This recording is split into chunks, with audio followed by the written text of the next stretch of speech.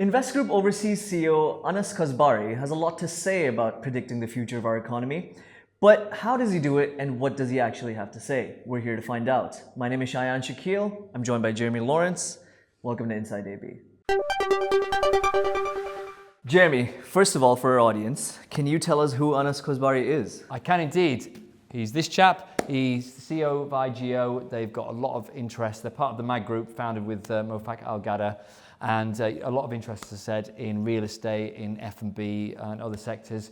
The biggest projects are in Dubai. They've got the Polo townhouses and residences in Mohammed bin Rashid City, and in the US, the $1.1 billion The Gate in Frisco, Texas, and they've got another one on the way in McKinney, which is also in Texas. I believe you know that place, don't you? From your old days. And Frisco, who would have thought? Yeah.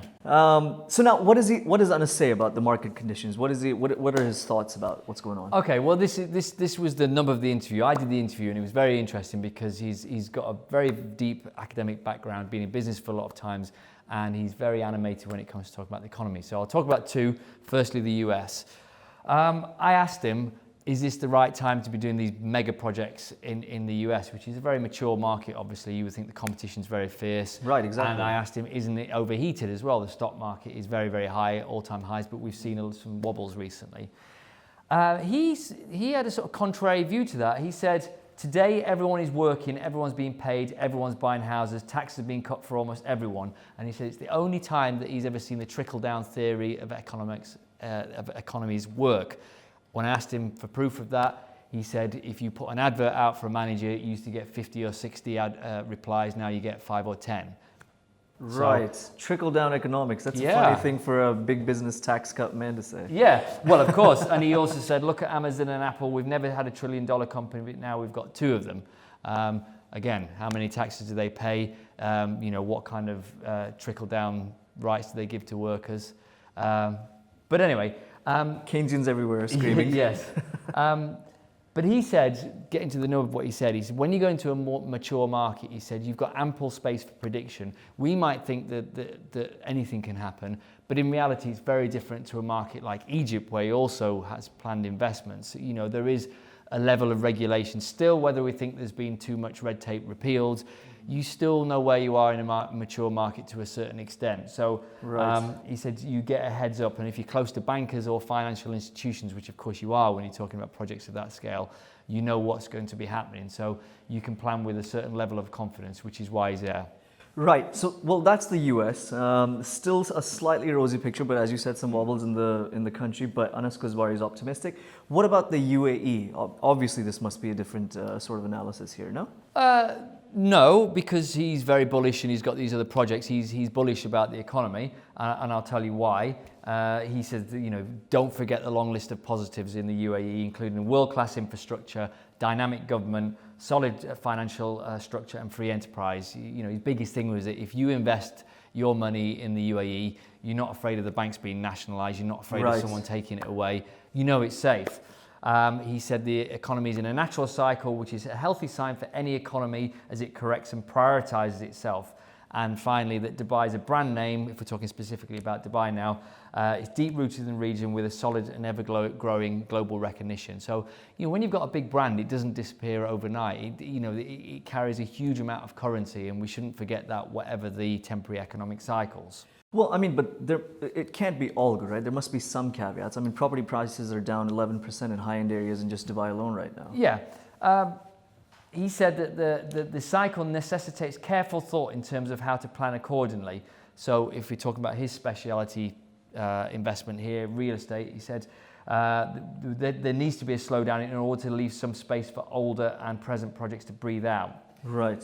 He also mentioned some changing factors that we need to be aware of. And the point is here, we can't just be blind to what's going on. We have to adjust the course, which again comes back to predicting markets. You've got to see what's happening and plan accordingly. So I'll read those out. He says there's competition and oversupply, there's demographic changes, there are changes in sales tactics and methodologies due to stiff competition, there's issues related to fees and charges. He had a lot to say about that. He says fees and charges are too high, they need to come down. And he says there's consumer behavioural changes and the rising cost of money. So, let's not kid ourselves, there's things that need addressing by business people here. And he also said the real estate sector can be further strengthened through a regulated approach to the sales process. So he thinks there's more to do in terms of the regulation in the market. Finally, and this was his probably most controversial thing, he said the competition from semi-government developers, the really big ones, Right. he said, if I buy land from a master developer and then a few months or a couple of years later, the master developer starts to build there as well, he says, I can't compete because they've just got the economies of scale. And he says, that's not right. And it pushes the mid-tier real estate developers out of the market. So he said that needs to be addressed as well. Well, that's interesting. What does he suggest? Does the past herald the future in any way for his own business success? He said that he had four things to say. He said, first of all, you have to understand the needs and requirements of a particular market. So, for example, I mentioned the Polo townhouses earlier on. It's a very unique project, or was, that attempted to bring communities back to Dubai. That was conceived at a time when everyone was building tower blocks. These were three G+3 story apartments. So you can't just build what everyone else is building. You've got to be unique. Same in the Gate. It's a totally new project over in the US to what you had in Texas. He also said you've got to know where to prioritize your investments. You can't, again, just do what you did yesterday. So, for example, his tip, if anyone wants to invest a few million, he says there's free zones that are excellent where you could have an industrial plant with mid-weight industry. So not heavy industry, but you can, he says you're near the sea, you're near the new airport and the expo site, and he's looking for opportunities in this space. It's a great place to export to the world. And I've heard other big CEOs who are investments talking about this. They really should be looking at this more because the facilities are there to really do something quite unique there. Right. The other interesting thing he says, don't blame anyone else. He says, when the market is bad, then businesses want the government to be socialist. They want it to intervene. And when the economy is good, they want a free market. He says the economy of Dubai is based on a fair game. It's a free market. So, don't whinge, adjust to whatever is happening.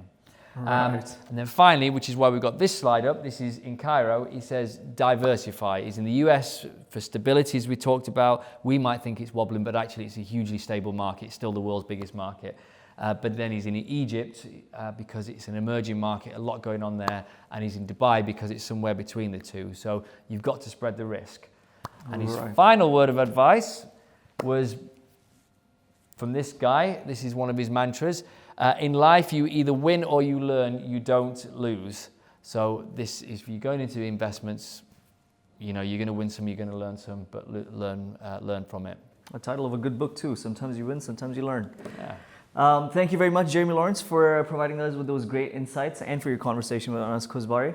You're watching Inside AB. Remember to tune in tomorrow for the next edition of the show, and remember to subscribe and comment below. Thank you for watching.